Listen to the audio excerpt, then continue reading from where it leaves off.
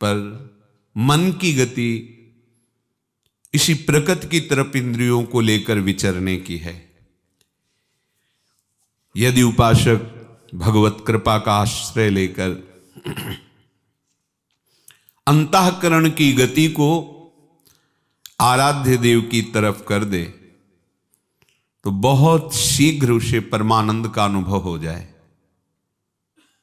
प्रभु कह रहे हैं, योन्तः सुखोन्तरारामस तथांतर जीवतिरेव यः स योगी ब्रह्म निर्वाणम ब्रह्मभूतोदिगच्छति। जो उपासक केवल परमात्मा में ही सुख वाला है, अपने आराध्य देव के सुख में निमग्न है। चिंतन, आठों पहर चिंतन। कैसी बुद्धि मारी गई है, शरीर को मैं मानकर हम अपना जीवन केवल बर्बाद कर रहे हैं इंद्रियों की विलासता में। कुछ उपासक तो नींद को ही अमृत पद माने हुए हैं। बस अधिक से अधिक सोना हो और रसेंद्री के अनुकूल भोजन मिले, बस हमारा जीवन कट जाए। बस ये जीवन काटने के लिए मिला है। अरे ये भव बंधन काटने के लिए मिला है। जीवन को व्यतीत थोड़ी करना है। जीवन का जो परम लाभ है वो हमें लेना है। जो हमारे नहीं हैं, हमारा स्वभाव, हमारा अंतःकरण, हमारी इंद्रियां, हमारा देह, इनको हमने अपना मानकर इनके सुख के लिए घोर बंधन स्वीकार कर लिया। ये मनुष्य जन्म इसी भ्रम को मिटाने के लिए है। ये हमारे नहीं हैं, प्रकृति के हैं। हम प्रभु के अंश, प्रभु हमारे हैं। इसलिए हमें कभी भी विश्राम मिलेगा, किसी भी जन्म में, किसी भी युग में, किसी भी कल्प में, तो प्रभु में मिलेगा। चाहे जितना उपाय करके देख लो, भोग के देख लो, संग्रह करके देख लो, अशांत ही रहोगे, हाथ कुछ नहीं लगेगा। बार बार जन्म, बार बार मृत्यु, कब तक भोगते रहोगे? एक बार तो हिम्मत करो। जब इस मार्ग में आ गए तो कई बार सत्संग में समझाया, संतवाणी से, शास्त्रों के प्रमाण से, कि आप भोजन केवल उतना ही पाइए जो बिना औषधि के आपकी आंतें पचा ले और कब्ज ना होने पावे। यदि आप रसेंद्री के स्वाद के वशीभूत होकर के प्रसाद खूब ग्रहण कर लिए, वातों की सामर्थ्य नहीं है, क्योंकि आप क्रियारत नहीं हैं। अब अभी आपको 8-10 घंटे बराबर क्रिया करनी हो तो पच जाएगा गरिष्ठ पदार्थ, पर आपको क्रिया तो करना नहीं ऐसी। रसेंद्री के स्वाद के वशीभूत होकर अधिक प्रसाद पालेंगे तो आपसे दिनचर्या नहीं होगी, उदास रहेगा मन। कब्ज होने पर भजन में रुचि नहीं रहती, कब्ज होने पर प्रमाद स्थिति रहती है। इसलिए साधक किसी औषधि से कब्ज निवारण का उपाय नहीं है। ये बहुत सावधानी की जरूरत है। ये बिल्कुल सहज सरल बात आपको बता रहे हैं। यदि कब्ज रहित होना है तो प्रातः काल उठ करके सबसे पहले भगवद स्मरण, गुरुदेव को प्रणाम, वृंदावन को प्रणाम, संतों का स्मरण, फिर पानी को गर्म कीजिए। आधा लीटर, पौन लीटर, 1 लीटर, 1.25 लीटर, जितनी तुम्हारी पीने की सामर्थ्य है। रुचि नहीं कह रहे, पी सकते हो। ऐसा गर्म नहीं, चाय जैसा, हल्का गर्म करके और वज्रासन में बैठ करके आराम आराम से पीजिए। 15 मिनट वज्रासन में बैठकर धीरे धीरे पीजिए। थोड़ा टहलिए उस पानी पीने के बाद, फिर सो जाइए। आप अगर 1-2 दिन की बात हो तो आप कि चलो हमें वहां लघुशंका जाना पड़ेगा, पानी नहीं पीते हैं तो आप बीमार हो जाएंगे। आंतों को जरूरत है मल रहित होने की, नहीं वो इतनी हीट पैदा करेंगे कि आपके गुदाद्वार में रोग हो जाएगा, आपको गैस बनने लगेगी, एसिडिटी, आपको कई परेशानियां आ जाएंगी। फिर आप भजन क्या करेंगे, सत्संग क्या सुनेंगे? साधु की, उपासक की, साधक की एक दिनचर्या होती है। ऐसा नहीं होता कि मनमानी आचरण। आपकी दिनचर्या सही नहीं तो आपका भजन कहां से सही होगा? आपका जब पेट साफ रहेगा तो आप आराम से प्रसन्न मुद्रा में भजन कर सकते हैं। आपकी आंतों की सामर्थ्य समोसा, चटनी और ये मूंग का हलवा, ये विविध प्रकार के पदार्थ पचाने की नहीं है। ये उनकी है जो बहुत मेहनत करते हैं, किसान हैं, सेवा कार्यरत हैं। आपको तो बस मूंग की दाल या घिया की सब्जी और 2 रोटी प्राण पोषण के लिए चाहिए। प्रसाद पाने के बाद आपको लगे कि मैं अभी 2 रोटी पा सकता हूं, इतने में बंद कर दो, क्योंकि हमें पानी भी इसमें डालना है, वायु के लिए भी खाली रखना है, पूरा यहां से नहीं ठांस लेना है। इसके बाद तुम घूमो वैद्यों के पास कि कब्ज है, पेट में गर्मी है, धातु रोग हो गया है, ये सब लक्षण तुम्हारी प्रमाद स्थिति के हैं। मनमानी आचरण। भागवतिक सत्संग के साथ साथ आपकी शारीरिक दिनचर्या के भी सत्संग हुए हैं। ऐसा नहीं कि ऐसी बात पहली बार बता रहे हैं। कब्ज रहेगा तो स्वाभाविक वीर्यपात हो जाएगा। आप गलती के आचरण करेंगे तो नस नाड़ियां इतनी शिथिल हो जाएंगी कि बिना किसी प्रयास के वीर्यपात हो जाएगा। नाना प्रकार की मन की जो वृत्तियां हैं उनको रोकने के लिए पहले हमें थोड़ा शरीर को स्वस्थ रखना है। स्वस्थ रखने का मतलब चर्बी बढ़ाना नहीं है, हल्का भोजन। साधक हो आप, प्रभु के भोग में सब कुछ बन रहा है, वो पा रहे हैं, उनकी महिमा है। हम इतना ले लेते हैं, प्रसाद भी हो गया, अपना जीवन यापन करते हुए भजन कर रहे हैं। कम भोजन, बिल्कुल कम नहीं, पर कम भोजन ये हमारी आध्यात्मिक शक्ति को बढ़ाता है। अधिक भोजन सात्विक हो तो भी तमोगुण बन जाता है। दूध सात्विक है, आप थोड़ा लेंगे सतोगुण प्रकट करेगा, और आप अधिक मात्रा में ले लेंगे, वही सतोगुण बढ़ाने वाला तमोगुण बढ़ा देगा, प्रमाद स्थिति ला देगा। पेट साफ नहीं हुआ और डालते चले जा रहे हो तो क्या होगा? आंतों में वो जलन, ताप ऐसा पैदा होगा कि प्लास्टिक की तरह कड़ा हो जाएगा मल, और वही आपके फिर गुदाद्वार रोग और भी कई तरह के रोग। आप समझते नहीं। अरे भजन करने के लिए हमें जो अध्यात्म में चलना है, हमारी ये शरीर रूपी गाड़ी स्वस्थ होनी चाहिए। प्रारब्ध वशात अचानक कोई भयानक रोग आता है, वो हमें प्रभु सामर्थ्य देते हैं, नाम भगवान सामर्थ्य देते हैं, हम जिनका जप कर रहे हैं। लेकिन हम प्रमाद स्थिति में, तुम इनको पदार्थों को अच्छा समझते हो क्या? प्राण पोषण के लिए केवल जरूरत है, और ऐसा मत समझे कि अच्छे पदार्थ खा रहे। काहे को तुम मन की चक्कर में फंस रहे हो? संयम से चलो। पेट नहीं साफ हुआ, भोजन नहीं पाना मत। खीरा ले लिया, मूली ले ली, काम चला ले। एक बार दोपहर में पा ले 2 खीरा 2 मूली, बस शांत। प्राण पोषण के लिए हो गया, अपने आप साफ हो जाएगा। सुबह जब पानी पियोगे एकदम साफ हो जाएगा। नहीं, भजन कहाँ है? कहाँ है वो वृत्ति जिससे हमें श्यामा श्याम के सुख वाला बनना है? बस यही दुख में घूमते रहो। फिर शाम के बना, दोपहर के बना, सुबह बना, फिर भी तृप्ति नहीं होगी। मान लो मेरी बात, ये माया की चाल है। साधु अपने शरीर पर शासन करता है, इंद्रियों पर शासन करता है। शरीर को जितनी आवश्यकता बस उतना कठोर बनो। इस बात के लिए, अपने लिए कठोर बनो, दूसरे की पवाने के लिए नहीं। दूसरा तो भगवत स्वरूप मान। अपने लिए, हर साधक अपने लिए शासन रखे। पहले से देख लो, एक दिन पा के देख लो, मेरा 4 रोटी से काम चल जाएगा, बाल भोग की जरूरत नहीं। मत पाओ। जब आपका पेट साफ नहीं तो बाल भोग रुकेगा नहीं, राजभोग रुकेगा नहीं, क्योंकि बर्बाद ना हो जाए ना, वो शयन भोग रुकेगा नहीं। और वो फूलता चला जा रहा है, क्रम से मल की परत पे परत जमती चली जा रही। आप इनको समझिए।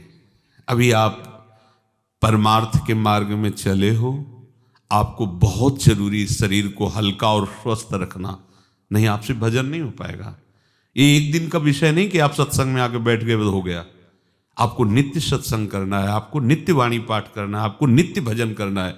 आपकी दिनचर्या, आपका खान पान बिल्कुल संयमित होना चाहिए। देखो, यदि आप गंदी बातें करोगे, गंदी हरकतें करोगे, तो विश्व में कोई ऐसा वैद्य नहीं कि आपको ब्रह्मचारी दवा से बना दे। मान लीजिए, हमारी प्रार्थना मान लीजिए, यदि आपने अंगों को छेड़ा नहीं है तो लिख लो, आपका ब्रह्मचर्य क्षीण नहीं हो सकता। मानसिक चिंतन गंदा, प्रक्रियाएं आपकी गंदी, खान पान आपका ठीक नहीं, तो एक रोक के आप देखते जाना, आपको भजन में रुचि क्या, शरीर को नहीं संभाल पाओगे। मान जाओ मेरी बात। 24 घंटे में प्राण पोषण के लिए 2-4 रोटी काफी है। अरे भागवतों ने तो कई कई दिन भोजन नहीं मिला है, भजन एक तार चला है। आप भजन के लिए आए, भोजन बट वो क्या भाई, भोजन के लिए थोड़ी आप आए हो, भजन के लिए। सृष्टि में किसी भी पदार्थ की कमी नहीं, माया रचित है, वो ऐसे बढ़ते चले जाएंगे। अपने को एक सीमा रखनी खान पान की। एक नए साधक को देखा कि भोजन पाने के समय एक रस्सी में गांठ बांधे हुए थे, इधर और इधर, और जब उसी गांठ से फिट करके बांध लिया भोजन पाने के पहले, बस जहां पाए तो रस्सी टाइट, जहां रस्सी टाइट हुई तो बस छोड़ दिया, भोजन में ही छोड़ दिया। ऐसे फिर कोई कितना भी प्रयास करो नहीं पाते थे।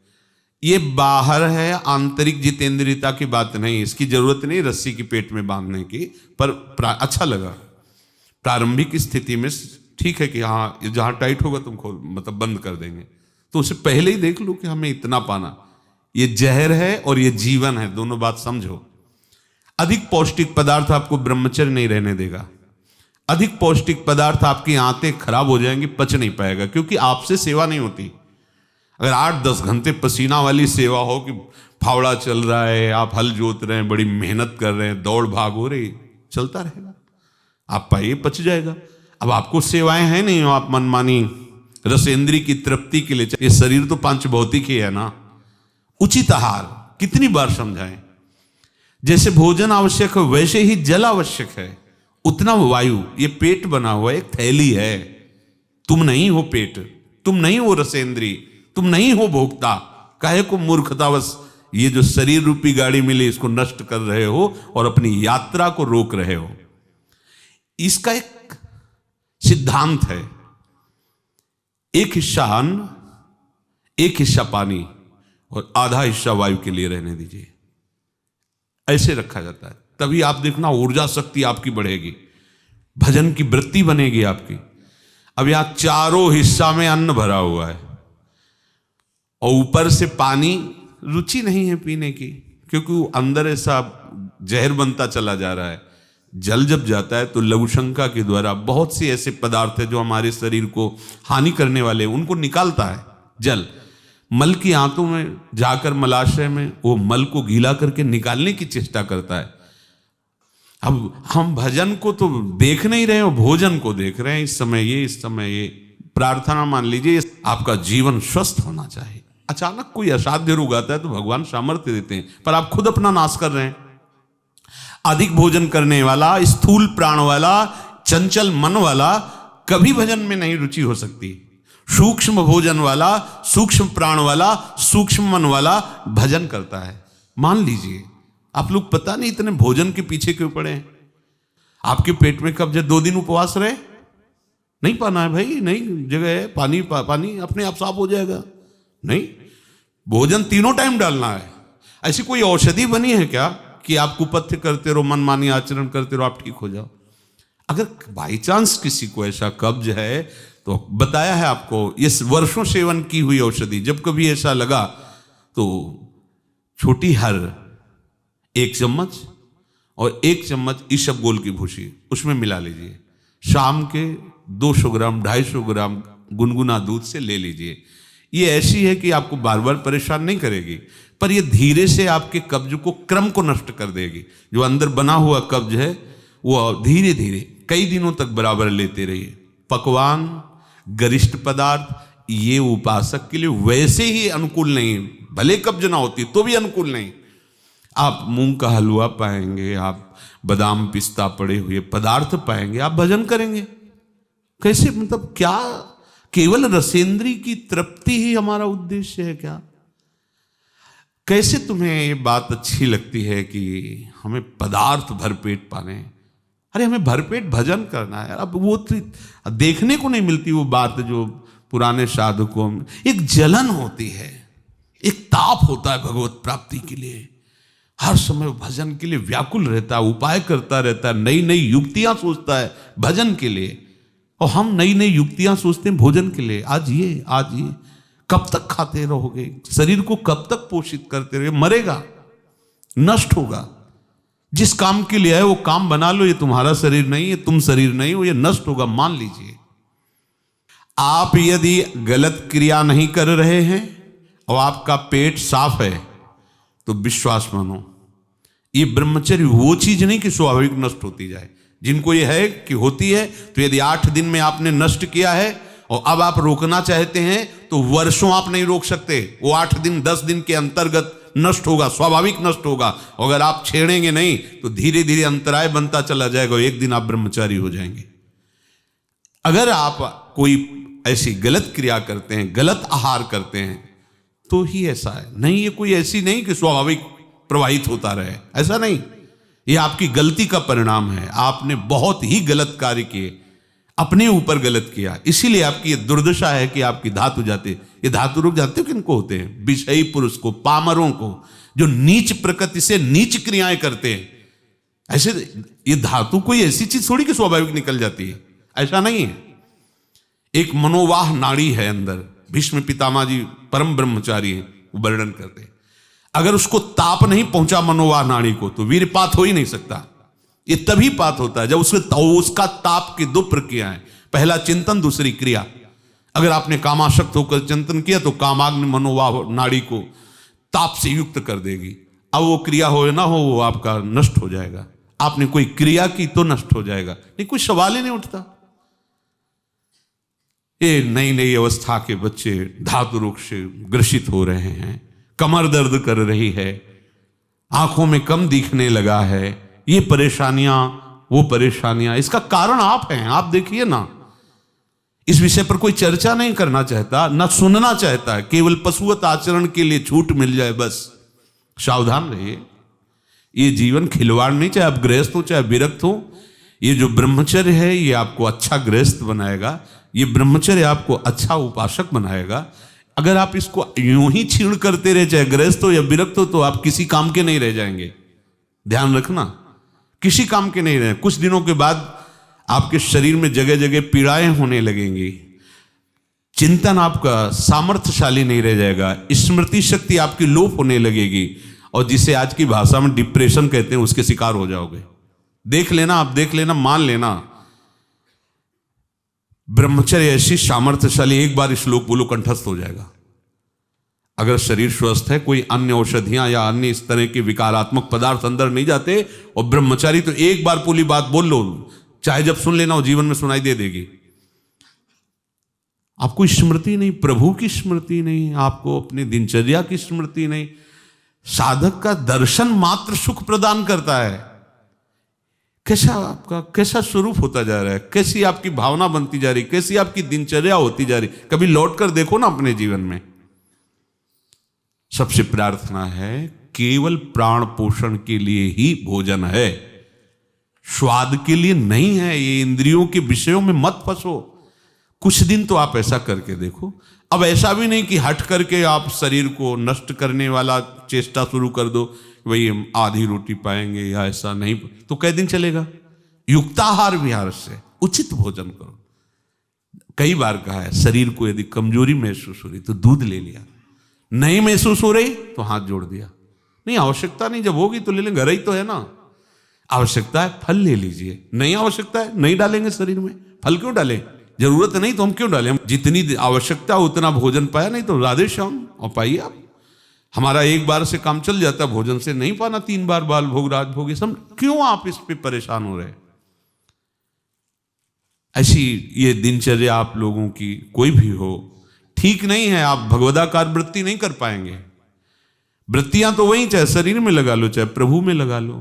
तो यहां प्रभु कह रहे हैं योन्ता सुखोन्तरा रामस, जो केवल अपने आराध्य देव के सुख में सुखी रहता है, आराध्य देव के सुख वाला है। और यहां विषयों के सुख वाला हम बनना चाहते हैं और चलते हैं परमार्थ के मार्ग पर। सावधान रहिए, बाह्य विषय दुख योनया हैं, आप देख लीजिए, भगवान के वचन हैं, इनसे दुख ही प्रकट होगा। उचित आहार, बहुत संयम चाहिए साधु को, बहुत संयम चाहिए। चाहे साधु का मतलब हम केवल भेष से नहीं ले रहे, साधुता के मार्ग से ले रहे हैं, भगवत प्राप्ति के मार्ग से ले रहे हैं। ये आहार विष भी है और अमृत भी है, दोनों बातें जान लीजिए। क्षुधा रूपी व्याधि की केवल चिकित्सा भोजन से करनी है। ये विलासिता बंद करो अपनी जबान की। बनने को सृष्टि में सब कुछ है, सब कुछ के भोक्ता हो क्या तुम? ऐसे श्री जी की रसोई में सब कुछ बन रहा है, तुम सबके भोक्ता हो क्या? प्रसाद में वो देखा जो हमारी आते पचा सकती, थोड़ा डालो, रात दिन भजन में रहो। जो अधिक भोजन करने वाला है वो मानसिक निरंतर नाम जप नहीं कर सकता, पक्का नहीं कर सकता। बातें बनाने से नहीं होती, जब मार्ग में चला जाता है तब पता चलता है। अगर आप अभी सावधान नहीं हुए तो आगे चलकर आपका शरीर और गिरेगा अवस्थागत, और भी रोग आ सकते हैं। फिर आप क्या करेंगे? मन प्रभु में नहीं लगा है तो फिर आप क्या करेंगे? गया ना जीवन। हमें वर्तमान में अपनी साधना का फल देखना है। आगे भगवत प्राप्ति होगी, प्रेम में डूबेंगे, वो प्रभु जाने। हमें वर्तमान में ये फल देखना है कि मेरा हर समय भजन होता है कि नहीं होता। जो उपासक केवल भगवत सुख में मगन रहता है, हमारा सबसे बड़ा साधन का फल है स्मृति। निरंतर हमारा चिंतन, चेष्टाएं, मनन, कथन, श्रवण मेरे प्रभु का ही होता है कि नहीं। प्रमाद स्थिति वाला कर सकता है। पेट बढ़ता चला जा रहा है, चर्बी शरीर की बढ़ रही, उठने झुकने में परेशानी, भजन करोगे? ये ऐसा क्यों हो रहा है? बिना आहार के हो रहा है क्या? अभी चलो आप ठीक से, अभी सूख जाओगे, अपने आप सही हो जाओगे, तुमको कोई दवा खाने की जरूरत नहीं है।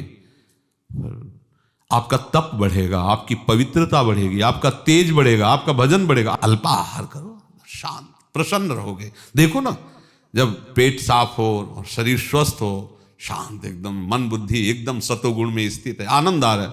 2 रोटी दोपहर के ले ली, 2 रोटी शाम के ले ली, खूब भजन करो। बनने को कुछ भी बने, यही तो खास बात है। हर वस्तु उपस्थित है, लेकिन आपको केवल अपने जीवन पोषण के लिए लेना है। यह थोड़ी कि सब कुछ है। यही आपकी जितेंद्रियता की परीक्षा है। जो अच्छे पदार्थ बने उनकी अच्छी भावना मत रखो, वो तुम्हारे भजन के नाश का कारण बनेंगे। ये हम अनुभव की बात कहते हैं। थोड़ा ले लिया, कभी बाई चांस वाली बात अलग है। थोड़ा गुलाब जामुन बट रहे, 1 रख, मन कह रहा 20, 1 रख दीजिए, बस। पहली बार कह दिया, अब दोबारा हमसे मत पूछना। कोई पदार्थ थोड़ा रख लिया। आप ये बात को समझो, ये प्रवचन में कहने की बातें नहीं, पर इसलिए समझा रहे कि जैसे घर के सदस्यों को तो ऐसे हम आपको बता रहे, घर के सदस्य जैसे, ये बहुत आवश्यक है। ये भोजन जहर भी है, अमृत भी है, दोनों बातें समझ लो। ये आपका जो समय बर्बाद हो रहा है ना, नींद, प्रमाद स्थिति, निरंतर भगवदाकार वृत्ति न रहना, ये सब इसका मूल कारण आपका आहार है। कई दिन भोजन नहीं मिलता साधुओं को। ऐसा नहीं कि ऐसे कहीं डाउन मिले, ऐसा नहीं होता। उनका सिंहवत स्वभाव रहता है, क्योंकि संयम, साधु का अस्त्र संयम है, उपासक का अस्त्र संयम है। मान लो आप लोग संयम के मार्ग पर चल रहे हो, उतना केवल भोजन आज से पाओ। हमारी प्रार्थना मान लो, आज्ञा मान लो, उतना पाओ। सेवा में तुम्हें थकान न महसूस हो, प्रमाद स्थिति न हो, पेट में कब्ज न हो, और मन प्रमाद में स्थित न हो। सूखी रोटी और दाल पाने वाले का मन काम चिंतन नहीं करता, ध्यान रखना। वो हलवा, पूड़ी, कचौड़ी, रसगुल्ला खा के देख लो, अगर काम चिंतन न हो तो हमें बताना। ये प्रवचन पर्सनल है, आपके लिए है, अपने लिए है। इसको धारण करो, तभी आगे बढ़ोगे।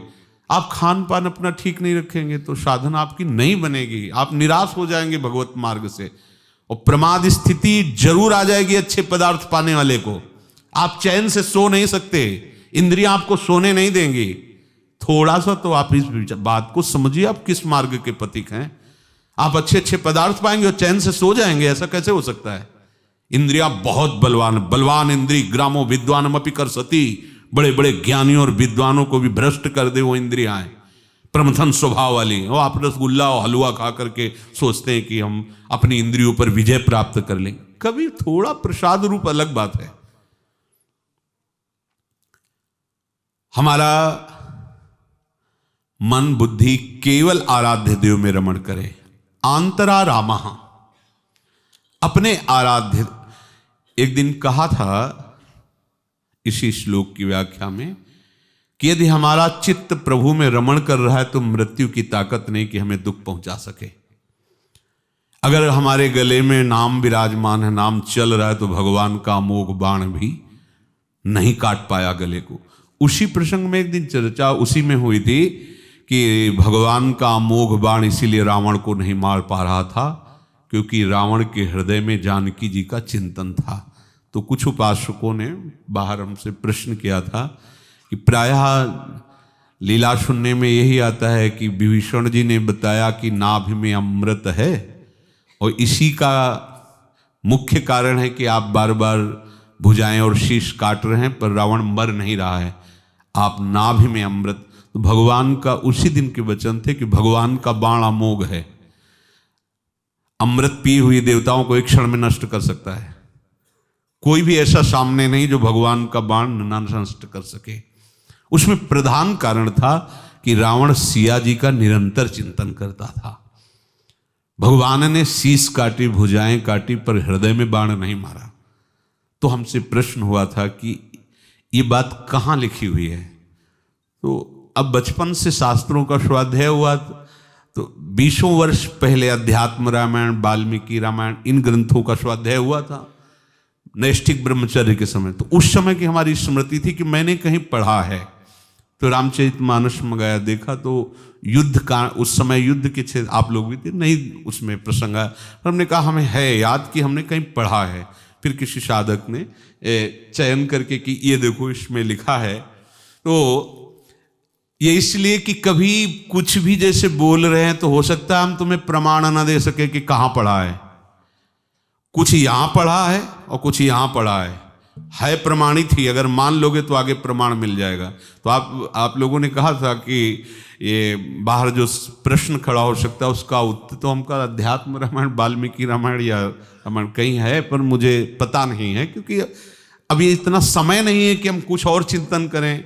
अपनी प्यारे जू के मार्ग में इतना समय नहीं कि हम कुछ और देखें। ये ग्रंथ आदि बस उतने ही समय के लिए हैं जो आपके लिए है। इसके बाद गुरु कृपा से जो मार्ग मिला है उसके अलावा एक सेकंड समय नहीं है कि कहीं हाँ अब क्या लिखा है इसमें देखे, क्या सिद्धांत है। बहुत देख चुके हैं, अब देखना है जिनको अभी नहीं नयनम सब सुख देखें, ये देखना है। इसलिए उसमें ये प्रमाण है। उसमें देखो श्री जानकी जी ने जब सुना कि रावण की भुजाएं और शीश बार बार भगवान काट रहे हैं लेकिन मर नहीं रहा, तो आश्चर्य हुआ।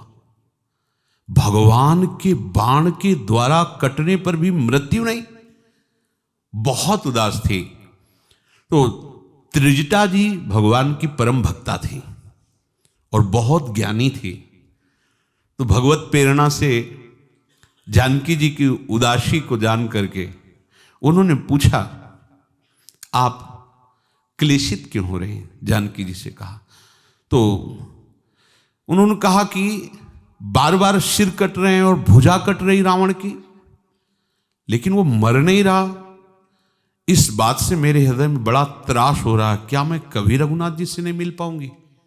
क्योंकि यदि रावण मरेगा नहीं तो फिर हमको यहां से मुक्ति कैसे मिल पाएगी? उसके घेरे में राक्षसियों का कड़ा पहरा था। बड़ी चिंता है। त्रिजटा जी से कहा जानकी जी ने कि हो यही कहा कहसी किन माता कि ही विधि मरी ही विश्व दुखदाता। रघुपति सर सिर कटे हूं न मरई विधि विपरीत चरित सब करई। माता, यदि रावण की शीश कटने पर भी मृत्यु नहीं हो रही, भुजा कटने पर भी मृत्यु नहीं हो रही, ये तो बड़ी विपरीत विधान है। प्रभु का अमोघ बाण निष्फल, अर्थात उसको मार नहीं पा रहा। अब मुझे समझ में आ रहा है कि क्यों नहीं मार पा रहा। ये मेरा अभाग्य है। मोर अभाग्य जीवावत ओही, जेहि हों हरि पद कमल बिछोही। ये मेरा अभाग्य ही है कि भगवान का अमोघ बाण उसको मार नहीं पा रहा है। देखो, उसी अभाग्य ने मुझे प्राण प्रीतम हरि से दूर कर दिया है। बड़ा अभाग्य है हमारा। जानकी जी अश्रु प्रवाह करती हुई हार नाथ विलाप करने लगी। त्रिजटा ने कहा, बेटी तुम विलाप कर रहे हो, विलाप करने योग्य नहीं हो। सुनो, ये क्यों नहीं मर रहा है। त्रिजटा पूर्ण ज्ञानी और परम भक्ता है। अभी तक भगवान ने एक बाण भी उसके हृदय में नहीं मारा है। यही बात हमने वहां कही थी पीछे सत्संग में, एक बाण भी भगवान ने हृदय में नहीं मारा। यही बात त्रिजटा कह रही, एक बाण भी भगवान ने हृदय में नहीं मारा। उसकी भुजाएं काट रहे हैं, शीश काट रहे हैं, सब हो रहा है। और जिस समय बाण का संधान हृदय में होगा उसी समय मर जाएगा। विभीषण जी ने सलाह दी थी, नाभि में अमृत है, नाभि में बाण मार। लेकिन त्रिजटा आंतरिक रहस्य को कह रही, एक बार भी भगवान ने इसके हृदय में बाण नहीं मारा। कह त्रिजटा सुनु राजकुमारी, उर्शर लागत मरई सुरारी। इसके हृदय में बाण लगते ही मर जाएगा ये। जानकी जी ने इशारे से पूछा, क्यों नहीं मार रहे हृदय में। त्रिजटा ने मुस्कुराते हुए कहा, एक बड़ी रहस्य की बात है। प्रभुताते उर्हतई न तेहि, यही के हृदय बसति वैदेही। इसलिए प्रभु नहीं मान रहे कि तुम उसके हृदय में बसती हो और निरंतर तुम्हारा ध्यान कर रहा है। इसलिए प्रभु उसके हृदय में बाण नहीं मार रहे, क्योंकि तुम उसके ध्यान में हो। यही के हृदय बस जानकी, जानकी उर मम बास है। मम उदर भुवन अनेक लागत, बान सब कर नाश है। सुनि बचन हर्ष विषाद मन अति, देखि पुनि त्रिजटा कहा। अब मरी ही रिपु यही विधि सुनहि, सुंदरी तजहि संशय महा। प्रभु जानते हैं, जब प्रभु रावण की भुजा और शीश काट रहे हैं तो देख रहे हैं उसके हृदय में तुम्हारा रूप समाया हुआ है। वो अखंड चिंतन तुम्हारा कर रहा है। भगवान इसलिए नहीं मान रहे कि आपके हृदय में भगवान का अखंड चिंतन चल रहा है। रावण के हृदय में आपका अखंड चिंतन चल रहा है। भगवान के उदर में अनंत ब्रह्मांड वास करते हैं। अगर ऐसी स्थिति में रावण के हृदय में बाण मार दिया तो संपूर्ण त्रिभुवन का नाश हो जाएगा। इसीलिए नहीं मार रहे। त्रिजटा ने कहा, यही के हृदय बस जानकी, जानकी उर मम बास है। मम उदर भुवन अनेक लागत, बाण सब कर नाश है। अतः इसीलिए भगवान ने उसके हृदय में बाण नहीं मार रहे। सीता जी का मन बहुत ही विषाद में है।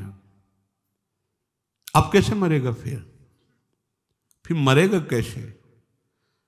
तो उनका सुंदरी संदेह मत करो। इसमें हर्ष और विषाद दोनों शब्दों का प्रयोग किया है। हर्ष ये कि भगवान कितना प्यार करते हैं। जानकी जी जब ये सुना कि भगवान जानकी जी को लक्ष्य करके बाण हृदय में नहीं मार रहे, वो जानकी जी का ध्यान कर रहा है रावण, इस बात पर कि हर समय जानकी जी दृष्टि में है प्रभु की, तो हर्ष हुआ। और ये रावण ध्यान अगर निरंतर करता रहा, प्रभु बाण ना मारे तो फिर क्या होगा, इसे विषाद हुआ। तो त्रिजटा जी ने कहा संदेह त्याग दो, ये शत्रु मरेगा। कैसे मरेगा? बोले काटत सिर हुई है बिकल, छूट जाहि तब ध्यान, तब रावण ही हृदय महू, मरी हैं राम सुजान। जिस समय सर और भुजा काटते काटते प्रभु इसको विकल कर देंगे तो ये तुम्हारा ध्यान छोड़ देगा। जे ही तुम्हारा ध्यान छोड़ेगा तो इसके हृदय में बाण मार देंगे, उसी समय मर जाए। ये प्रसंग 20 वर्ष कभी पढ़ा था और वो स्मृति में था, उसी को लेकर के बोले थे। तो ये प्रश्न हुआ था कि अभी तक तो सुना गया नाभि में अमृत था, उसके मारने से आप हृदय की बात कहे, तो हृदय में अगर हमारा सदैव आराध्य देव का चिंतन है तो प्रभु भी भय या नाश नहीं कर सकते। यद्यपि वो मंगल भवन है, उनके द्वारा कभी ऐसा होता ही नहीं, पर फिर भी यदि हृदय में चिंतन है तो कह रहे हैं कि जो उपासक केवल अपने प्रभु में रमण करता है, केवल अपने प्रभु के सुख वाला है, केवल अपने प्रभु में रमण करता है, ये समझना होगा कि कभी तुम्हें विश्राम नहीं मिलने वाला यदि अगर ये जीवन में बात नहीं आई अपने प्रभु में रमण करना। तो ये इंद्रियों के द्वारा कितना भी भोगों में रमण करते रहो, कभी विश्राम मिलने वाला नहीं, आज तक नहीं। बड़ा भ्रम बैठा हुआ है, बड़ा भ्रम बैठा हुआ है। जब हमारे सामने अच्छे पदार्थ आते हैं तो वैराग्य शाम टाइम के लिए काम करता है, शाम के नहीं पाएंगे। अभी जब सामने भोग उपस्थित होता है तो कल के लिए वैराग्य का, आज भोग लेते, कल से जीवन में नहीं भोगेंगे, बस आज तो। और सच्चा उपासक आज छोड़ता है, कल नहीं, कल के लिए। आज नहीं, अभी नहीं, कल देख लेंगे, आज नहीं, अभी नहीं। कच्चा उपासक आज और अभी भोगता है, कल के लिए वैराग्य रखता है। सच्चा उपासक आज और अभी के लिए वैराग्य धारण करता है, कल के लिए छोड़ देता है प्रभु के ऊपर। कल देखेंगे प्रभु का जैसा विधान होगा, आज तो नहीं। तब वो आज तो जुवति तेरो बदन आनंद भर्यो, फिर वो आज में पहुंचता है। हमारी दशा क्या है? आज वो वर्तमान के सुख को भोग लेते हैं, कल वैराग्य धारण कर लेंगे। अभी आए, अभी पा लेते हैं, शाम के नहीं पाएंगे, चल जाएगा। अभी नहीं पाना, जिसके लिए मन टूट पड़ा उसके लिए नहीं पाना। ये मन की चक्कर में फंसकर कभी विश्राम नहीं मिलता। श्री गोस्वामी जी, तुलसीदास जी महाराज कह रहे, कबहू मन विश्राम न मान्यो।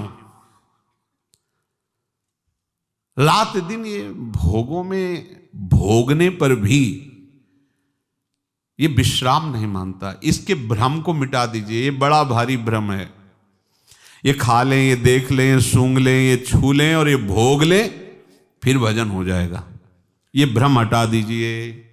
ये कभी विश्राम नहीं मानने वाला, इसको हट करके ही हटाना होगा, चाहे आज हटाओ चाहे कल हटाओ।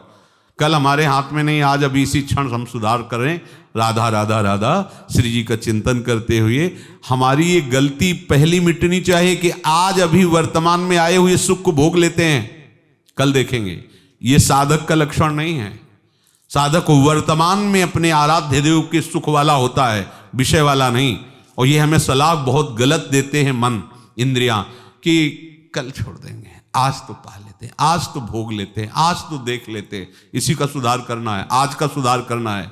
अगर आज का सुधार होता रहा तो कल तुम्हारा बहुत भागवतिक जाएगा। आज विषय भोग लिया तो कल तुम्हारा वैराग्य युक्त नहीं जाएगा। 2-4 घंटे के अंतर्गत ही ऐसा तूफान पैदा करेगा मन, भूल जाओगे कि हमने सोचा था कल वैराग्य से रहेंगे। फिर इधर इधर वृत्तियां ऐसी भागती चली जाएंगी, तुम्हारे हाथ में बिखर पर्यो मन सिमटत नहीं। निशिदिन भ्रमत विसारी सहज सुख, जहां तहां इंद्रिन तान्यो, कबहू मन विश्राम न मान्यो। यद्यपि विषय संग सहयो दुसह दुख, ये विषम जाल अरुझान्यो। तजपि न तजत मूढ़ ममता बस, जानत हूं नहीं जान्यो। रात दिन इंद्रियां केवल विषय भोगों का चिंतन करती हैं। देख लीजिए, समाज में बैठे हो तो थोड़ी देर शांत हैं मन बुद्धि, एकांत में जाते ही इनकी दशा बदल जाती है। बस वही पार्थिव संसार हमारे सामने होता है, वही इंद्रियों के भोग और भोगों में विचरण करती हुई इंद्रियां और मन उसका नेता, और हम उसके दृष्टा न बन करके उसके कर्ता और भोक्ता बन करके दुर्गति को प्राप्त हो रहे हैं। ये बड़ा, अगर ये बात तुम्हारे मन में बैठ जाएगी ना, तो ऐसी मुमुक्षुता जागृत होगी, ऐसी जिज्ञासा जागृत होगी, ऐसी व्याकुलता जागृत होगी कि प्रभु के सिवा विश्राम कहीं मिलेगा ही नहीं। पर हम लोग सुन लेते हैं और राजी इसी में है, कब छूटे, कब कौन सा विषय सेवन करें। ये मन को आपको समझाना पड़ेगा प्यार से, शासन से। सब सत्संग का सार है। ये जब तक नहीं समझ पाएगा तब तक ये रोज सत्संग चलता रहेगा, आप सुनते रहेंगे, वो मनमानी करता भी रहेगा। शासन तभी कहा है कि इसको मनन करके धारणा में लाओ। धारणा लग जाएगी, हृदय में हो जाएगी तो आग पैदा हो जाएगी। नहीं अच्छा लगता सब कुछ। देखो, जब कोई किसी पदाधिकार पर बैठना चाहता है तो घर घर हाथ जोड़ता है सबके, नहीं जोड़ता? एक कोई भी पद, राजकीय पद के लिए ऐसे करता घूमता है। तो आपको परम पद पे जाना है, सबको प्रणाम करो, किसी की कोई निंदा स्तुति नहीं, किसी से कोई मतलब नहीं, और इंद्रिय और मन से अपनी मित्रता हटा दो। ये जो बहुत गाढ़ मित्रता इतनी की हो कि ना गुरु से मतलब है, ना शास्त्र से मतलब, ना भगवान से मतलब है, इतनी गाढ़ मित्रता है आपकी इंद्रिय और मन से। देख लीजिए, गुरु के वचन रौंद दोगे, भगवान की आज्ञा उल्लंघन कर दो, अपने को इतनी हम मूढ़ता में फंसाए चले जा रहे। हर समय वो भगवान देख रहा है जिसकी हम उपासना कर रहे हैं, वो हमें देख रहा है कैसे। तो फिर रोक क्यों नहीं रहा? क्योंकि आप रुकना चाहो ना तो आपको सामर्थ्य दे देगा। आप रुकना नहीं चाहते हो तो जो इच्छा करी हो मन माही, प्रभु प्रसाद कुछ दुर्लभ नहीं, उन्हीं का तो रचा हुआ खेल खेलो। जब रोगे चिल्लाओगे तब फिर वो देख लेंगे। काहे को इतना समय बर्बाद करोगे? निष्दिन भ्रमत विचार सहज सुख। ये भगवत सुख क्रिया वाला नहीं है, बोले सहज सुख। ये क्रियाएं असाधन त्यागने के लिए हैं। जो अपना आत्म सुख है या भगवत सुख है वो स्वाभाविक है। इस स्वाभाविक सुख, सहज सुख से हम हट करके विषम संसार में रत हो गए हैं। इसीलिए कहते हैं कि साधना करो। काहे के लिए? विषम संसार का विस्मरण करने के लिए। नहीं तो आत्म सुख हमारा स्वरूप है। शंकर सहज स्वरूप संभाला, लाग समाधि अखंड पारा। ये किसी साधन से नहीं है। साधन केवल असाधन हटाने के लिए है। सहज सुख है हमारी प्यारी जू प्यारे जू, सहज सुख, वो किसी साधन से नहीं। सर्वेश साधन वरेश चिरम निराशा। किसी को भी हृदय से पूछ लो कि आज तक आप इतने भोग भोगे सुखी हो क्या? किसी से भी। सब कुछ जीवन का समर्पित करके उसके अधीन हो गया वो, और वो उसको इतना कटु वचन, इतना तिरस्कार, पर वो ये सब सहते हुए फिर भी उसकी आसक्ति को नहीं छोड़ पा रहा। किसी को भी कहीं भी ये हालत है। जबकि वो इतना समर्थ है कि प्रभु को भी अधीन कर सकता है, प्रभु को भी अधीन कर सकता है, ऐसा उसमें अध्यात्म बल है। पर वो विषयों में इतना अधीन हो गया है। गोस्वामी जी एक पद में बोले कि जैसे वो घर पशु, गृह पशु, कुत्ता रोज डंडे खाता है, पद त्राण सिर बजत, पर वो फिर उन्हीं दरवाजों पर जाता है। ऐसी ये हमारी हालत हो रही है कि जूठी पातरी चाटने के लिए हम मारे मारे घूम रहे हैं विषयों में, और सच्चा सुख सच्चिदानंद प्रभु में उधर से हम विमुख हो रहे हैं। बहुत ज्यादा ज्ञान की बातें बघारने से नहीं बनता। एक एक कदम सही ढंग से चलो तो आप प्रभु के समीप पहुंच जाओगे। यद्यपि विषय संग सहयो दुसह दुख। कौन सा ऐसा विषय है जो सुख दे सकता है? ऑपरेशन करो मन का। कौन सा इंद्रिय का ऐसा सुख है? विचार करके देखो। चाहे जितनी सुगंधित खीर बना लो, काजू और सब डाल के, इलायची, और 6 घंटे बाद जो ये मशीन बना के बाहर फेंकेगी, देखना भी नहीं चाहोगे, दुर्गंध आएगी। ऐसे इस शरीर से प्यार करते हो। चाहे जितना सुंदर मीठा जल पियो, दूध पियो, लघु शंका बन जाएगा। ये शरीर मलमूत्र बनाने की मशीन है। इससे प्यार करते हो, मैं मानते हो। इस शरीर में कौन सा ऐसा सुख है जिसके लिए तुम सच्चिदानंद प्रभु से विमुख हो रहे हो? कौन सा ऐसा सुख है बताइए? मलमूत्रों के द्वार में यदि कहीं सुख होता तो सब हाथ उठा के देते, अब कछुनातन चाहिए मोरे। बिना ऑपरेशन के समझ नहीं पाओगे क्या है, कहां क्या है, किस सुख के लिए तुम्हारा मन मनन कर रहा है कि अगर ये मिल जाए तो मैं कृतकृत्य हो जाऊं। कौन सा ऐसा सुख है, क्या है? विचार करके देखो, इस शरीर में कौन सा ऐसा अंग है जो सच्चिदानंद सुख प्रदान करेगा? जिन अंगों को छूने के बाद कई बार रज लगाया जाता है, उन अंगों में तुम सुख की कल्पना करते हो। मांसपेशियां, रक्त, हड्डी, ये जाला बना हुआ है। कितना भ्रम बैठा हुआ है, कितना भ्रम गंदा बैठ गया है कि सुखों के भोगता बनने के लिए हम क्या अपनाने के लिए तैयार हैं। चलो धर्म की पूर्ति के लिए प्रवृत्ति मार्ग में, निवृत्ति मार्ग में क्यों? क्या है, क्या मन से ऑपरेशन करके देखो, है क्या? क्या है? दुर्गंध निकलते हुए द्वारों से युक्त ये देह है। यही छींक दे को दलिद्र है, खखार के थूको। कान में गए थे, इतना इतना निकल रहा मल। कौन सी ऐसी जगह है? नीचे के द्वार तो मल के ही हैं, फिर आसक्ति किस बात की जा रही? भगवान की माया की कितनी दुरंत सामर्थ्य। आप देखो किस बात की आसक्ति है, किससे आसक्ति कर रहे हो? कहां सच्चिदानंद प्रभु का नाम रूप लीला धाम, और कहां ये नासवान दुर्गंध युक्त शरीर। और उसी शरीर को कहते हैं कि हम तुम्हारे बिना जी नहीं सकते।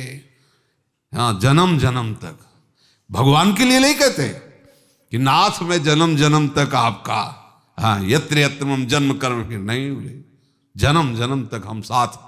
2 मिनट टिकने की सामर्थ्य नहीं है, अगले ही सेकंड में वो कहां जाएगा जीव कुछ पता नहीं। फालतू में व्यर्थ का बकवास। बोले हमारा आपका साथ तो जन्म जन्म का है। ले, विधाता को फेल कर दिया और जन्म जन्म।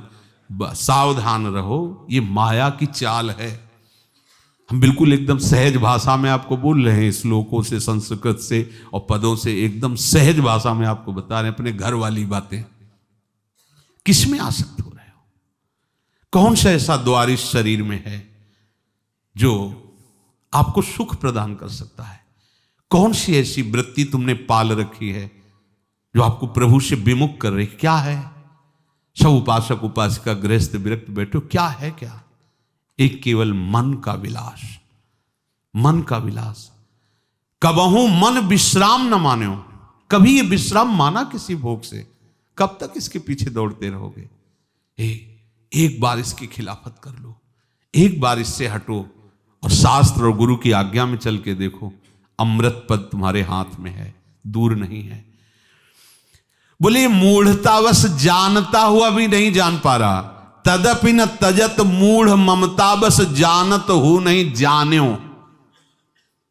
क्या तुम अपने अंगों को नहीं जानते हो क्या? सब जानते हैं अपने अंगों, कितने मलिन और घृणित हैं। उनसे तुम राग कर रहे हो। ऊपर से पाउडर चुपरने से, सुगंध चुपरने से कुछ हो जाएगा क्या? अरे देख तो क्या है इस शरीर में, तू नहीं जानता क्या? क्या है? बस इतनी जगह की जरूरत है, अगर यहां हो जाए तो यहां मल भरा हुआ है, इतनी गंदी गंदी सब चीजें भरी हुई है। उसी से शरीर चल रहा है, उसी गंदी से। अगर 10 बार शौच हो जाए तो खड़े होना मुश्किल हो जाएगा। काहे से तुम्हारा शरीर बलवान हो रहा है? मल से। अभी ऐसी औषधि दे दी जाए, 10 बार शौच चले जाओ, खड़े होना मुश्किल हो जाएगा आपको। क्यों? मलई तो निकला है। बोले मलई का तो है ये मलभार है। इससे तुम प्यार करते हो, इसमें तुम सुख खोज रहे हो। मर जाओगे फिर भी सुख नहीं मिलेगा। धर्म पालन के लिए गृहस्थ धर्म बना हुआ है, वो भी एक संयम से। नहीं तो इसमें सुख नहीं है। कहीं भी शरीर ये दुखालय है, पूरा का पूरा सुख नहीं है। एक बार निश्चय करो, आगे बढ़ो, कब तक भ्रमित रहोगे। तदपि न तजत मूढ़ ममता बस जानत हो नहीं जान्यो। जान रहा है फिर भी वो नहीं जानना चाहता, जान रहा है कि सुख नहीं है, मनमानी आचरण करके देख रहा है, जल रहा हूं, अशांत हूं, फिर भी नहीं मान रहा। जन्म अनेक किए नाना विधि कर्म कीच चित सान्यो होय न विमल विवेक नीर बिन वेद पुराण बखान्यो। न जाने कैसे कैसे कर्म बन जाते हैं, बड़े विचित्र कर्म बन जाते हैं, मन और इंद्रियों की वशीभूत होकर। ऑपरेशन करो, मन का ऑपरेशन।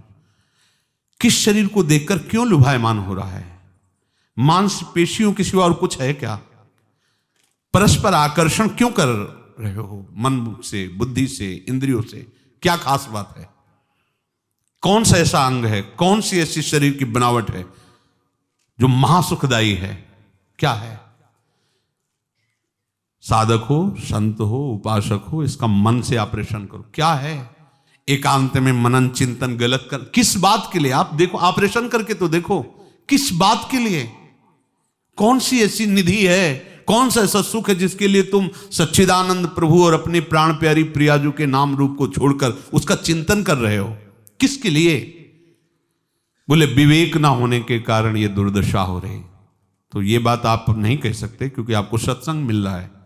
क्यों आप इस पर आकर्षित हो रहे हैं? क्यों समय नष्ट कर रहे हैं? क्यों अपनी प्यारी जू के रूप का चिंतन छोड़कर, उनके नाम का चिंतन छोड़ किसी और शरीर का चिंतन करो। प्यारी जू से बढ़कर किसी का शरीर है क्या? प्यारी जू से बढ़कर कोई सुख समुद्र है क्या? क्यों चिंतन, क्यों नष्ट कर रहे हो अपना समय? पर बोले बिना निर्मल विवेक के ये हमारी दुर्दशा होती चली जा रही है। वेद पुराण संत जन तो गा ही रहे हैं और हम समझ नहीं पा रहे। इतना मित्र है मन का, वो इतना इंद्रियों का मित्र है, इतना विषयों के अधीन हो गया है कि सदगुरु से, संतों से, उनकी वाणी को जब कान में सुनता है तो उसको जहर लगता है, क्योंकि विषय रस सूखेगा, इससे दूरी बना लेता है। निज हित नाथ पिता गुरु हरिसो हरस हृदय नहीं आन्यो। तुलसीदास कब तृषा जाए सर खनते जन्म सिरान्यो। ध्यान दीजिए, कह रहे हैं कि ऐसे हितैषी, ऐसे प्यारे गुरुदेव, ऐसे प्यारे स्वामी श्री हरि हैं। उन्होंने शास्त्रों में संतों के मुख पे बैठ के तुम्हें समझाया है। अब ज्यादा पढ़ने की जरूरत नहीं है। कुएं खोदते खोदते मर गए, एक चुल्लू पानी नहीं पिया तो क्या तुम्हारा श्रम का फल हुआ? कुआं खोदते खोदते मर गए, पानी एक चुल्लू नहीं पिया, पढ़ते पढ़ते मर गए, चल एक कदम नहीं पाए, क्या हुआ? ज्यादा नहीं, जानकारी ज्यादा नहीं, चलना ज्यादा अच्छा है। तुलसीदास कब तृषा जाए सर खनते जन्म सिराने। खोदते खोदते मर गए, कभी पानी। व्याख्या और पढ़ना और वाह वाह, अनुभव एक मिनट का नहीं, परमार्थ का। क्या हुआ? प्यास तो बुझी नहीं, खोदते खोदते मर गए, क्या हुआ? ये शास्त्र स्वाध्याय सत्संग, इसका फल है भगवदानंद। मरने के बाद नहीं, वर्तमान में। नहीं आ रहा तो त्रुटि है, संभालो। नहीं, वर्तमान, ये वो सुख नहीं है कि भविष्य में मिलेगा। ये कर्मों का फल जैसा नहीं है, ये भगवदानंद है, वर्तमान में डुबोएगा और भविष्य आपका भगवत स्वरूप होगा। और भूत भूत बन के उड़ जाएगा, वो तुम्हें परेशान नहीं करेगा। भूत तो सब नष्ट हो जाएगा, भविष्य तुम्हारा भगवत स्वरूप होगा। वो वर्तमान में भगवदानंद में डूबना, नाम कीर्तन वाणी लीला गुण गायन। प्रभु जैसा कोई हमारा हितैषी नहीं, कोई हमारा मित्र नहीं है। एक बार गंगा किनारे भ्रमण कर रहे थे तो एक शव को घसीट कर कुत्ते जन बाहर लाए थे, बहुत से कुत्ते थे। देख रहे थे क्या हालत है।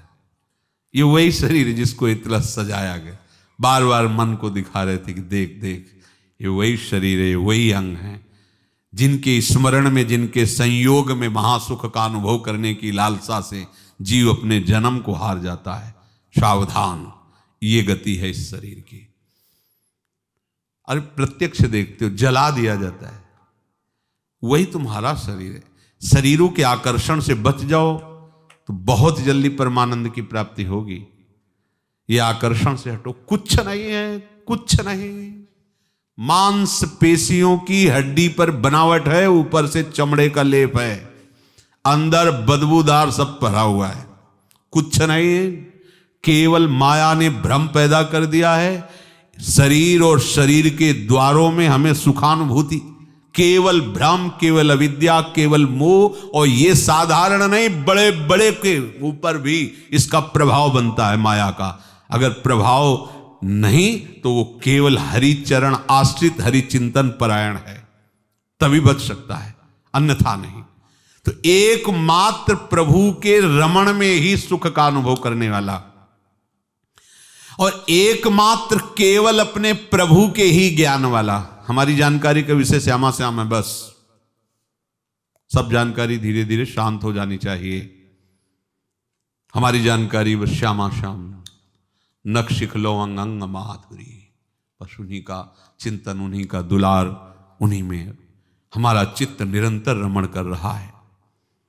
बोले वो अपनी स्थिति में जब आता है ऐसा उपासक, तो अपने को भी वो भगवत स्वरूप पाता है। जो केवल भगवत सुख वाला होता है, जो केवल अपने आराध्य देव में ही रमण करता है, जो केवल अपने आराध्य देव का ही ज्ञान रखता है, वो जब देखता है अपने हृदय में तो अपने को भी आराध्य देव में ही पाता है, अर्थात वो भी ब्रह्म स्वरूप हो जाता है। जानत तुम्हें तुम्हें हो जाई। अब उसके लिए निर्वाण ब्रह्म पद की प्राप्ति हो जाती है, परम महान सुख। अब उसे अपने को इस मार्ग में जब लाते हैं तो सहचरी भाव, गोपी भाव, जिस भाव का भी अधिकारी हो। पर ध्यान दीजिए, अपने आराध्य देव के सुख वाला बहुत भ्रम है, हट जाइए, पछताओगे। ये जो आप अपने शरीर से सुख भोगने की इच्छा, इंद्रियों से सुख भोगने की इच्छा मान लीजिए, ये वो भ्रम है जो हमारा जीवन नष्ट कर देगा। हाथ कुछ नहीं लगना, कुछ नहीं लगना। कुछ समय के लिए तुम्हें शरीर मिला है, वो केवल भगवत प्राप्ति के लिए मिला है, मान लीजिए। ये सब व्यर्थ का केवल माया जाल है, आगे हटिए। ये हम नहीं कह रहे कि हम तुम्ही को समझा रहे हैं, हम बहुत समझदार हो गए। इन्हीं वाणियों से, संतों की कृपा से, इन्हीं के आश्रय से समझा जाता है। और समझ करके भी नहीं चलने की जो सामर्थ्य है, हमारी नहीं चलने की सामर्थ्य है, वो केवल इन्हीं की सामर्थ्य से हम चल सकते हैं। समझ करके भी हम नहीं चल सकते, यही चला सकते हैं। तो वह इनके चरणों का आश्रय लेकर के, इन्हीं के चिंतन में, इन्हीं के मनन में। देखो कुछ तो ऐसे हैं जो चलना चाहते हैं, पर इतना गृहस्थी का प्रपंच लद गया है कि वो निकल नहीं पा रहे। प्रणाम करते हैं उनको, जब देखते हैं भले कैसे भी, लेकिन जब वो प्रभु के लिए आंसू बहाते हैं तो चलो झूठा खेले साचा हो। झूठे ही प्रभु के लिए कोई रो दे तो हमारे आदर का पात्र है। मेरे प्रभु के लिए तो रोया, और वो गृहस्थी में होकर प्रभु के लिए रो रहे हैं। हम भगवत मार्ग के पथिक होकर के हम पदार्थों के लिए रो रहे हैं। रोने का मतलब है मन की व्याकुलता। अब सुधार कर लो, अब समय नहीं रह गया है, सुधार कर लो। जो आप लोगों को सौभाग्य मिला है, अपने लोगों को सौभाग्य मिला है, ये अनिर्वचनीय है। धाम, सत्संग, नाम, वाणी, ये सौभाग्य। अरे बड़े बड़े मांगते हैं कि मुझे साधु समागम दीजिए, नहीं मांगते कि इससे परम लाभ कोई नहीं। भगवान शंकर भगवती जी से कहते हैं कि गिरजा संत समागम समन लाभ कछु आन। देखो कैसा कैसा साधु समागम दिया प्रभु ने। रोज प्रातः कालीन के अर्धरात्रि के बाद, 12, 1, 1:30 बजे उठ जाते, 2, 2:30 बजे की दिनचर्या ये शुरू है सत्संग। अब जब तक 9 नहीं बजेंगे तब तक चतुराशी जिए और आरती, सेवा, पूजा, और इसके बाद 9 बजे से फिर कीर्तन चल रहा है। अपने को तो बाहर कुछ करना ही नहीं, सब कुछ श्री जी। बस एकांत आप अपना सुरक्षित रखिए। शरीर ना अपना प्रेमास्पद है ना दूसरे का, ये केवल भगवत प्राप्ति की एक गाड़ी है, आप ऐसा मान लीजिए। ये ना मैं है ना मेरा है, बहुत ही घृणित है, बहुत ही घृणित। ऊपर से चिकना दिखाई देता है तो लगता है क्या बात है, अगर सामर्थ्य फेल हो जाए तो सब ऐसे कर लेंगे। भी एक राजकुमारी बहुत सुंदर थी और वो सत्संगी थी, संतों का संग करती थी, बहुत सुंदर थी। तो एक किसी छोटे पदाधिकारी के घर का नवयुवक उस दिन सेवा में गया, तो उसने राजकुमारी को महल में देखा, ऊपर बाल सुखाते हुए देख करके रूप में आकर्षित हो गया। और ऐसा रूप का आकर्षण की आसक्ति होती है पहले ही दर्शन में हो। तो अब उसे ये पता था कि ये बात भी हम नहीं कह सकते, क्योंकि कहाँ राजकुमारी और कहाँ हमारे पिता उनके अनुचर हैं। कोई अगर बात भी कहा तो परिवार से फांसी में चढ़ा दिए जाएंगे। बस वो उदास रहने लगा, भोजन छोड़ दिया, पीला शरीर हो गया। ऐसा प्रेम प्रभु से होना कठिन है। ये देखो माया का खेल। उसकी माँ ने कहा कि बेटा क्या परेशानी है? राज वैद्यों को दिखाया, वो कह रहे कोई रोग नहीं, क्या परेशानी? तो उसने कहा कि हमने राजकुमारी को देखा है और अब हम उसके बिना जी नहीं सकते। राजकुमारी, पूरे परिवार को मृत्यु दंड दिया जाएगा अगर ये बात भी निकल गई तो। बोले इसीलिए तो हम कुछ बोल नहीं रहे। मां में इतनी वात्सल्यता होती कि अपने प्राणों की परवाह नहीं करती अपने बच्चे को सुख देने के लिए। और राजकर्मचारी तो उसके पिता थे ही, उनके संबंध से राजकुमारी के दर्शन की भावना से गए, तो उसको अनुमति मिल गई। वहां गई और पैरों में पड़ गई। आप, हमें पता है कि संतों का संग करती हैं, आप हमारी बात को समझ सकती हैं।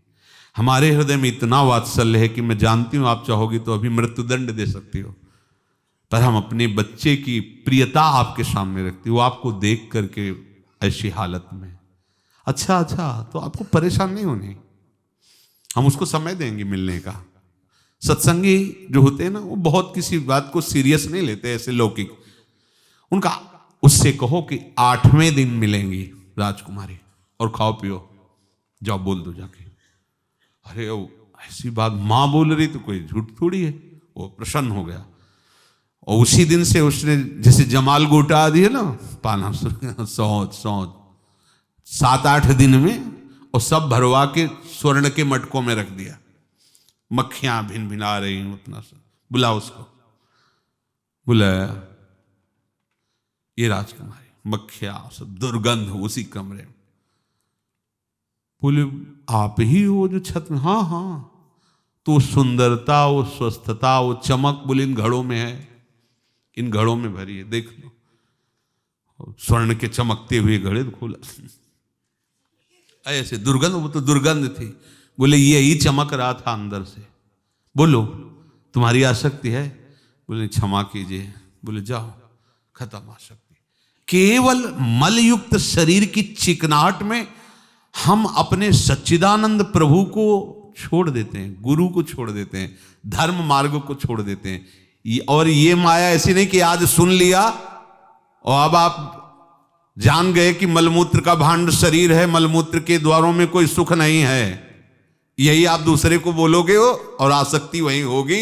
इसी का नाम है माया। दैवी हेषा गुणमयी मम माया दुरत्तया।